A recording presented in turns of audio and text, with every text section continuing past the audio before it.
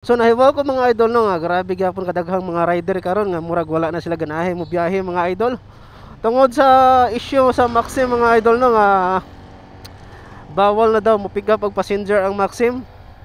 So maski ang ato ang admin sa Maxim mga idol kung magsige mga tagpangutana dito sa comments no dili gid siya motubag kung unsa magitinuod. Ang iyang gusto is padtuon ta dito sa opisina mga idol para adto ra daw ta istoryahan kay matod pa niya dili daw siya ang authorized mo istorya or dili daw siya ang authorized nga motubag ana nga pangutana mga idol.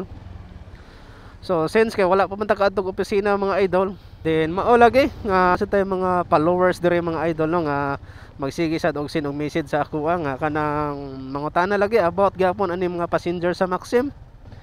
Pero mora gyapon mga idol dili gyapon ko mo kuan, dili gyapon ko mo kanang buhi og istorya nga okay ra ang passenger, dili okay ang passenger, dili gyapon ko mo buhi mga istorya nga inaana mga idol kay maski nang ato ang admin or manager dire sa Maxim Cebu, dili gani siya makatubag anang pangutana no.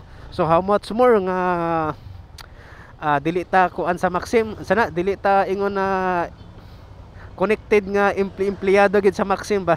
So kita ni is murag nahog naman guro ta og third party ani guro sa Maxim. So mao na nga dili gyapon ta authorize nga mo istorya ana. Ang ako lang dire mga idol no nga naibaw ko nga naaga po yung mga kuan, naaga po yung mga client ato dire sa Maxim nga mga pasahero nga mosakay gihapon sila.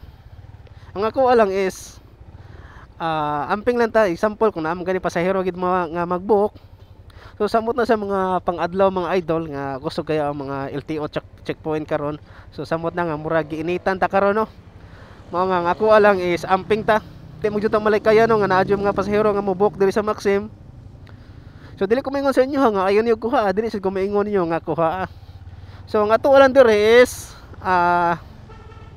muna gitawag og gamitan na to og kanang kuan kanang diskarte mga idol. So ako ang masuggest ninyo ayaw lang mo pagkuan, ayaw lang mo pag uniform og Maxim kay dili jud na to malikayan mga idol nga naa mga passenger nga magbook.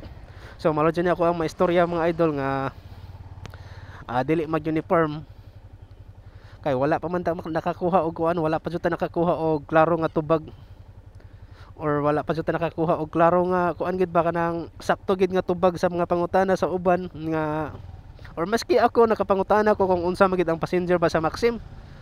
Kay dito mangud ko nakakuan mga idol about atong gi-interview ang ato ang admin ni Attorney Jorel nga aware siya nga ang Maxim dili pwede mo karga og passenger. So klaro kay dito sa video no.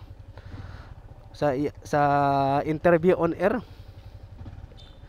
nga aware siya nga ang Maxim dili allowed mo karga og passenger. So mana karon ang mga pangutana sa mga rider karon nga unsa magid ang tinuod kay nasa uban nga ingon na pwede ang Maxim kay appeal daw ta sa pilot study daw. So mao na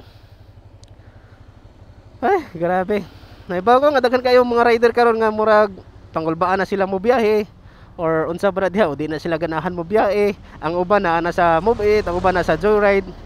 So depende ra gid na sa inyo ha mga idol no kay kita or sa ang Maxim wala man magbuot sa inyo ha kung asa mo or asa ta pwede magbiyahe.